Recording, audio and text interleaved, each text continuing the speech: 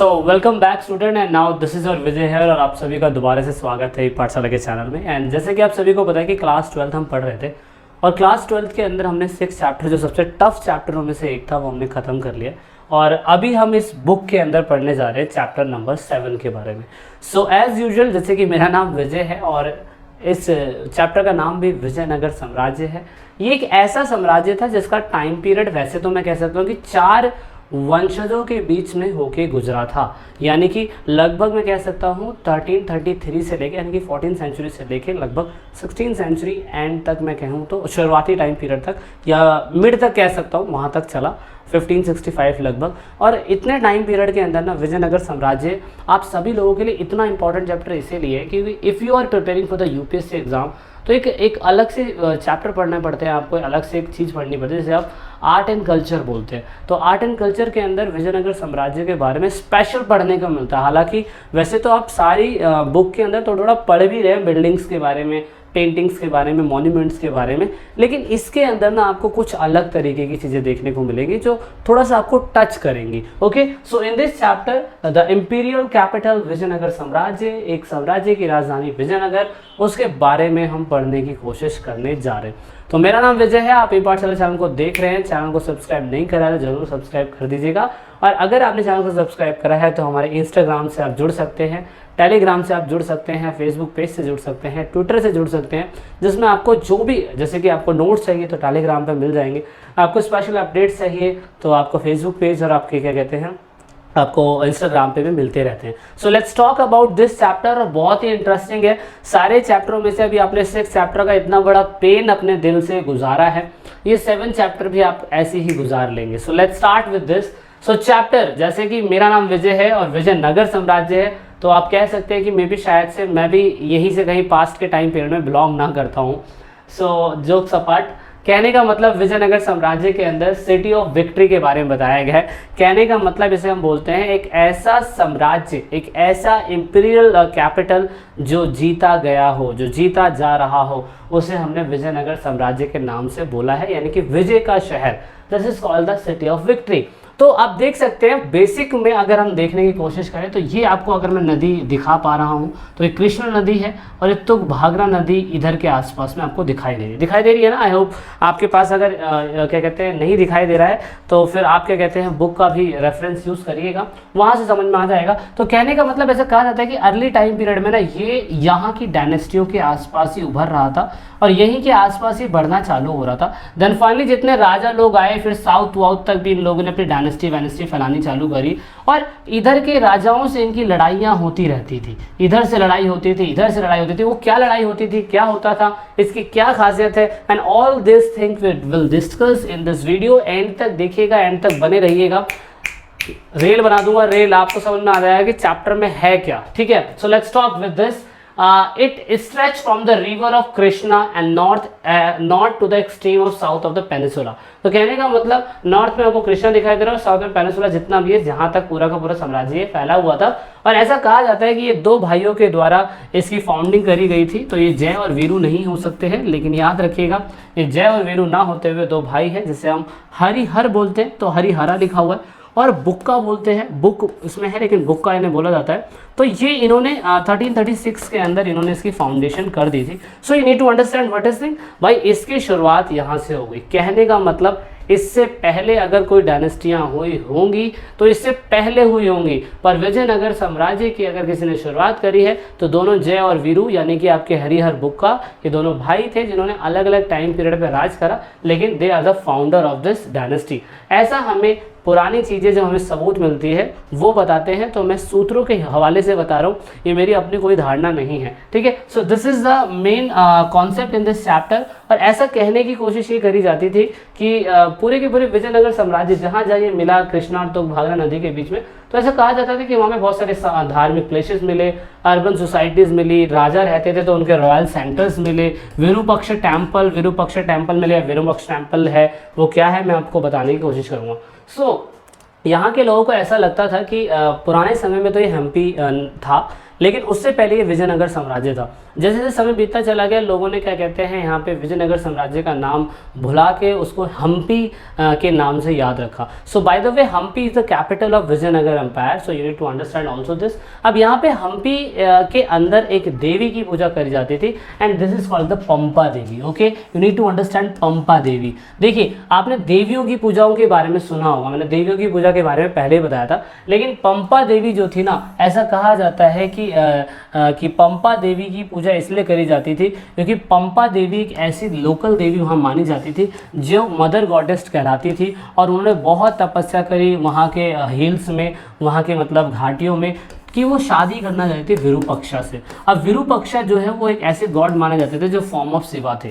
मतलब कि आपने पहले भी देखा था कि शिवा की वाइफ पार्वती के रूप में पूजी जाती थी और उसके बाद विष्णु जी की वाइफ लक्ष्मी जी के रूप में पूजी जाती थी, लेकिन यहाँ पे शिवा को विरूपक्ष बोला जा रहा है और माता पार्वती को यहाँ पे पंपा देवी बोला जा रहा है। तो जैसे जगन्नाथ के अंदर, उड़ीसा के अंदर अगर आप देखें भुवनेश्वर के आसपास, तो वहाँ पे कृष्णा को जगन्नाथ बोला गया है, और यहाँ पे हमने शिवा को यहाँ पे हमने मतलब कृष्णा को वहाँ पे लॉर्ड ऑफ विष्णु कहा गया है, लॉर्ड ऑफ वर्ल्ड यूनिवर्स कहा गया, तो विष्णु का अवतार माना जाता है उन्हें। लेकिन यहाँ पे विरूपक्ष जो है वो शिव की पूजा के लिए इंपॉर्टेंट माना जाता है। देख रहे हो इसमें भी वेरिएशंस हमें देखने को मिल रही है, कहीं पे विष्णु, कहीं पे ब्रह्मा और कहीं पे महेश।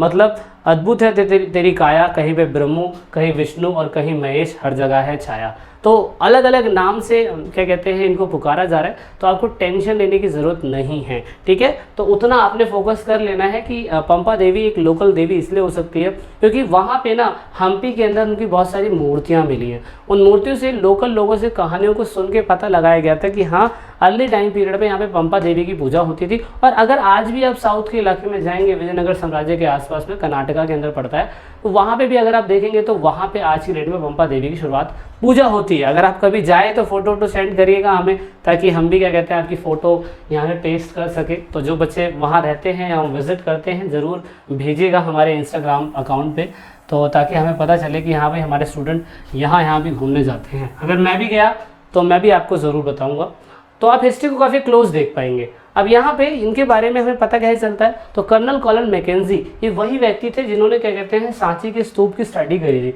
सांची के स्तूप की स्टडी तो करी थी, लेकिन इनकी कोई भी रिपोर्ट जो थी वो पब्लिश नहीं हुई थी, तो इसीलिए सांची के स्तूप के रिपोर्ट में ये उन्होंने वहाँ जाके विजिट तो करा था लेकिन कुछ पब्लिश नहीं कर पाए थे।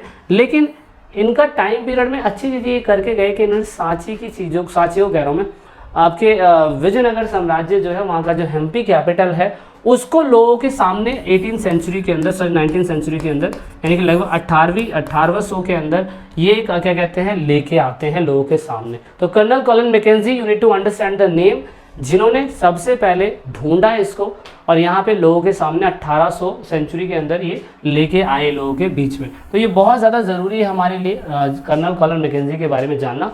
तो आप ये देख सकते हो कि कर्नल कॉलन मैकेंजी की लगभग डेथ हो जाती है, लेकिन हमें इतना पता है कि उसके बाद भी क्या कहते हैं आर्कियोलॉजिस्ट ने समय समय के साथ साथ इसके ऊपर काम करने की शुरुआत रखी होगी। तो ऐसा कहा जाता है कि लगभग 1856 के टाइम पीरियड के अंदर उनके रिकॉर्ड्स को रखने का एक तरीका अपनाया गया, जैसे मैपिंग बनाई गई, तस्वीरें बनाई गई। यहाँ पे जितने भी क्या कहते हैं लोकल, यहाँ पे सबसे पहला ये मैप तैयार कराने वाला मैं कह सकता हूँ 1856 के अंदर सबसे पहले ये पिक्चरोग्राफी आप कह सकते हैं कि पहले इसको बनाया गया और फिर फाइनली धीरे धीरे करके इसको और अच्छे तरीके से बनाया गया, जहाँ से भी समझ में आया कि हम्पी कैपिटल कहाँ थी, कहाँ मंदिर थे, कितने टाइप के मंदिर थे, कौन कौन चीज़ें इंपॉर्टेंट पाई जाती है। बाय द वे आपकी बुक के अंदर ये कुछ बना हुआ है, आपकी बुक के अंदर आप इसे भी देख सकते हैं। लेकिन इंपॉर्टेंट ये था कि इन लोगों ने आने वाले स्कॉलर्स को समझाने के लिए, क्योंकि अंग्रेज लोग जानना चाहते थे कि विजयनगर साम्राज्य के अंदर जो मूर्तियाँ बनी हुई कितनी ज़्यादा इंपॉर्टेंट हो सकती हैं, और लोगों के सामने लाना बहुत ज़्यादा ज़रूरी था इसके बारे में, इसलिए इस पर स्टडी करी गई। तो आप देख सकते हैं कि लगभग 1836 के टाइम पीरियड में जो एपिग्राफिक्स थे, दैट मीन्स पुरा लेखा वेता जो थे, उन्होंने दो चीज़ें इंपॉर्टेंट पाई। एक तो विरूपक्ष टेम्पल बहुत इंपॉर्टेंट पाया। तो विरूपक्ष टेम्पल अगेन मैंने कहा था क्योंकि चैप्टर इंपॉर्टेंट इसीलिए क्योंकि आप देखेंगे कि इसका बहुत बड़ा शिखर जो है इतना इंपॉर्टेंट बनाया गया है। मतलब इतना ये पूरा का पूरा मोनोलिथिक है, मतलब पूरे के पूरे एक पत्थर को लाया गया और उसको काटने के बाद इस पूरे के पूरे पत्थर को काट के ऐसा मंदिर बनाया गया। और आप देख सकते हो बाहर की तरफ में इतना अच्छा आर्ट फॉर्म इसमें बनाया गया, इतने अच्छे तरीके से इसको तराशा गया है। तो यहाँ से आप कह सकते हैं कि कितना लेबर स्किल कितना ज़्यादा उस समय पे मैं कह सकता हूँ अच्छा होगा। तो 1836 के अंदर जब ऐसे ऐसे बहुत सारे टेम्पल्स मिले, ऐसा कहा जाता है कि विजयनगर साम्राज्य के अंदर लगभग 60 मंदिर मिले थे। तो वो अपने आप में ही एक गोल्डन चीज़ है। गोल्डन चीज़ क्यों है? क्योंकि साउथ के अंदर मंदिरों का निर्माण होना, एक वो भी द्रविड़ शैली के अंदर। नॉर्थ के अंदर जितने मंदिर बने थे सारी नागर शैली के अंदर बने थे, और यहाँ पे क्या कहते हैं द्रविड़ शैली के साउथ में मिले थे। उड़ीसा के अंदर द्रविड़ और नागर दोनों ही क्या कहते हैं, दोनों के मिक्सचर हमें शैली के देखने को मिलते हैं। वैसा वो आर्ट एंड कल्चर के अंदर आप पढ़ेंगे जब आफ्टर 12th आप क्रॉस कर लेंगे, जिनके पास फाइन आर्ट सब्जेक्ट होगा वो बच्चे इनके बारे में पढ़ चुके होंगे। उसके बाद हमें कुछ पंपा देवी की श्राइन्स मिली, कुछ मूर्तियाँ मिली। तो ये मैंने इमेज विकीपीडिया से उठाया, हालांकि इसके अंदर हमें पंपा देवी देखने को मिलती हैं, तो उनकी भी मूर्तियाँ हमें देखने को मिली। उसके बाद लगभग 1556 तक लोगों ने मूर्तियों के स्केचेस, वहाँ का पूरा क्या कहते हैं डिज़ाइन बनाया, रफ चार्ट बनाया, और सबसे इंपॉर्टेंट चीज़ इन्होंने स्केल वाइज फिर चीज़ें बनाने की शुरुआत कर दी। तो यहाँ पे आप देखेंगे इसके बारे में हमें इन्फॉर्मेशन कहाँ से मिलती है, फॉरेनर ट्रैवल कोई उस समय भी भारत के अंदर आया होगा, कौन आया होगा, यू नीड टू कमेंट। ठीक है, विजयनगर साम्राज्य के अंदर से अगर कोई बाहर के ट्रेडर्स या बाहर के कोई भी मैं कह सकता हूँ राइटर अगर आए होंगे, ट्रैवलर आए होंगे, तो कौन थे, मुझे कमेंट जरूर करिएगा, क्योंकि हर किसी के कार्यकाल में कोई ना कोई ज़रूर आता है। और उस टाइम पीरियड पे लिटरेचर में जो कुछ लिखा गया होगा, तमिल में, कन्नड़ में, तेलुगु में, संस्कृत में, तो वहाँ से भी टैली करा गया कि पंपा देवी कौन थी, विरूपाक्ष टेम्पल कौन थे, विठुल्ल देव कौन थे, उन सब के बारे में हम देखने की कोशिश करेंगे। और आगे मैं और इंटरेस्टिंग वे में आपको और बताऊंगा, क्योंकि बहुत कुछ इसके अंदर जानने के लिए। So colonel Colin Mackenzie, this is the picture in your book, और यहाँ पे इनके बारे में कुछ मिल जाएगा आपको। ये 3 पॉइंट आपने याद रखने हैं कर्नल कॉलन मैकेंजी के। तो 1821 लगभग में उनकी डेथ हुई थी, सॉरी माफ़ी चाहूँगा, मैंने पहले गलत बोल दिया, 1823 बोल दिया था। और उसके बाद ये इनकी जो पेंटिंग है 1825 के अंदर royal society of Britain and Ireland के अंदर इसको रखा गया। कर्नल कॉलन मैकेंजी के साथ में एक दूरबीन लेके बना हुआ है एक बंदा, एक ये है, पादरी है, जैन है। तो ये एक पेंटिंग के अंदर आ सकता है। जो बच्चे क्लास 12th के अंदर होंगे वो पेंटिंग कल्चर के बारे में समझते होंगे कि पेंटिंग कल्चर कितना इंपॉर्टेंट है, वो पेंटिंग कल्चर यहाँ से हमें दर्शाता है। ठीक है, वो भी आप समझ लीजिएगा, ये तो खैर आपको पढ़ना ही पड़ेगा कर्नल कॉलन मैकेंजी के बारे में। मैंने हिंदी में लिया है, इंग्लिश के अंदर भी आपके बुक के अंदर है। तो जैसा कि अभी हम जान चुके हैं कि विजयनगर साम्राज्य की फाउंडिंग इन्होंने करी थी। विजयनगर साम्राज्य 1333 से लेकर 1646 तक, इतने लंबे टाइम पीरियड तक ये रहा है। लेकिन हमें इतना बताएं कि विजयनगर साम्राज्य अगर इधर के इलाकों में फाउंडिंग हो रहा होगा तो इधर के इलाकों में फिर साउथ में इन्होंने स्ट्रेच करा होगा। लेकिन ऐसा कहा जाता है कि इधर के इलाकों से ना, इधर के राजाओं से, सुल्तानों से और इधर के गजपतियों से, उड़ीसा के गजपतियों से इनकी लड़ाइयाँ होती रहती थी। लड़ाइयाँ होने का मेन मकसद क्या था? उस समय जो उनके कॉन्टेम्परेरी रूलर हुआ करते थे वो फर्टिलाइज रिवर को कंट्रोल करना चाहते थे। कंट्रोल इसीलिए क्योंकि आपको पता है कि इन नदियों में ट्रेड हो सकता था, कम्युनिकेशन के लिए इम्पॉर्टेंट हो सकता था। जो नदियों के आसपास लोग बसते हैं वहाँ पे फर्टिलाइज एरिया हो सकता है, तो एग्रीकल्चर के लिए भी इम्पॉर्टेंट हो जाता था। तो इसलिए हमेशा रिसोर्स के लिए, फर्टिलाइज लैंड के लिए, फर्टिलाइज रिवर के लिए, ट्रेड के लिए हमेशा लड़ाइयाँ होती रहती थी किनकी? विजयनगर साम्राज्य की। अब ऐसा नहीं कि सारी लड़ाइयाँ हरिहर बुक्का ने ही लड़ी होगी। तो हरिहर बुक्का तो वैसे भी संगम डायनेस्टी के बिलोंग करते थे। संगम डायनेस्टी के बाद विजयनगर के अंदर सुलुआ डायनेस्टी आई, सुलुआ डायनेस्टी के बाद विजयनगर के अंदर तुलुआ डायनेस्टी आई, तुलुआ डायनेस्टी के अंदर फिर अरुविद डायनेस्टी आई। बहुत सारी डायनेस्टियाँ आई थी जिन्होंने विजयनगर साम्राज्य पे अलग अलग टाइम पीरियड पे क्या कहते हैं, मैं कहता हूँ रूल किया था।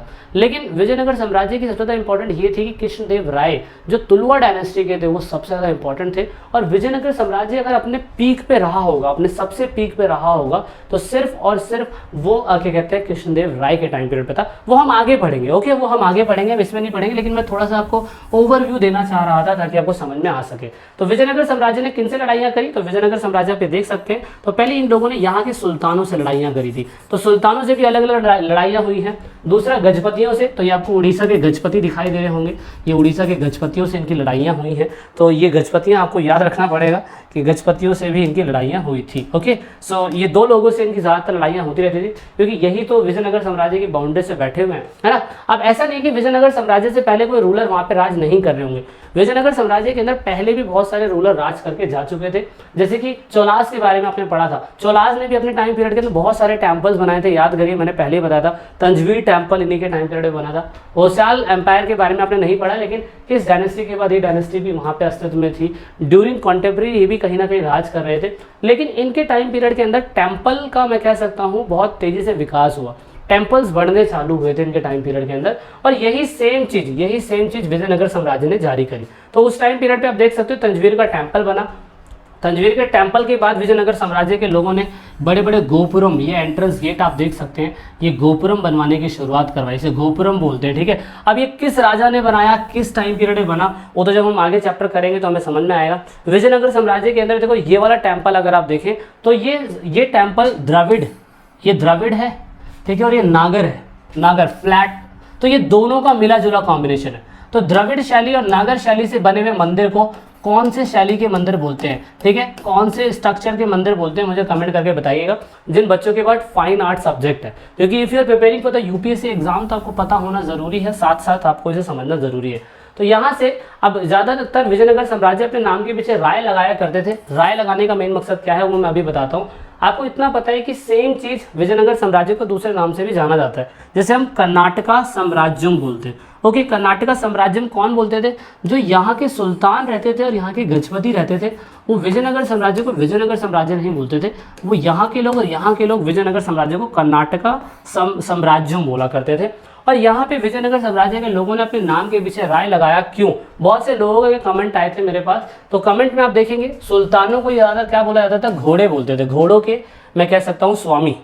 तो जो सुल्तान अश्वों के स्वामी होते थे उन्हें अश्वपति कहा जाता था। सुल्तानों के पास, यहाँ के सुल्तानों के पास बहुत बड़ी मात्रा में घोड़े होते थे, और गजपतियों के पास बहुत सारे हाथी होते थे। और गजपति का मतलब क्या होता है, गज मतलब हाथी होता है, तो गजपति मतलब हाथियों के स्वामी, ठीक है, इसलिए उन्हें गजपति एम्पायर बोलते हैं। और विजयनगर साम्राज्य के लोगों ने अपने नाम के पीछे क्या लगाया, हरिहर बुक्का तो नहीं लगाया, लेकिन सुलवा और तुलवा डायनेस्टी के बहुत राजा ऐसे थे जिन्होंने अपने नाम के पीछे राय लगाया। राय लगाने का मेन मकसद ये था, नरपति मतलब लोगों के स्वामी, तो इसीलिए इन लोगों ने अपने नाम के पीछे राय लगाया था। तो ये डाउट था, अपनी क्लास में मैम से पूछिएगा, मैम को भी आई थिंक पता होना चाहिए कि सर मैम जो भी आपको पढ़ाते हैं। So this is the main concept and I hope आपको क्लियर हुआ होगा। ये वीडियो का पहला पार्ट था, हमने खत्म कर लिया। वीडियो के अगले पार्ट में हम बहुत कुछ जानने की कोशिश करेंगे, सुल्तानों के बारे में जानेंगे, कुदराई चेट्टी वेट्टी क्या होते हैं, ये क्या है, विजयनगर साम्राज्य की खासियत क्या थी, उसके बाद क्या क्या आया साम्राज्य के अंदर, सब कुछ जानेंगे। विजयनगर साम्राज्य के अंदर क्या क्या बना, क्या क्या नहीं बना, कैसे वॉर हुआ, किसने वॉर जीता, वगैरह वगैरह चीज़ें। ओके, तो ये सारी चीज़ें हम समझेंगे। जल्दी से आप इस वीडियो को फिनिश करिएगा, लाइक करिएगा, शेयर करिएगा, कमेंट करिएगा जो आपको समझ में नहीं आया है, ठीक है। बाय द वे आप वीडियो के अगले पार्ट में मिलेंगे। दिस इज इट एंड जय हिंद, जय भारत।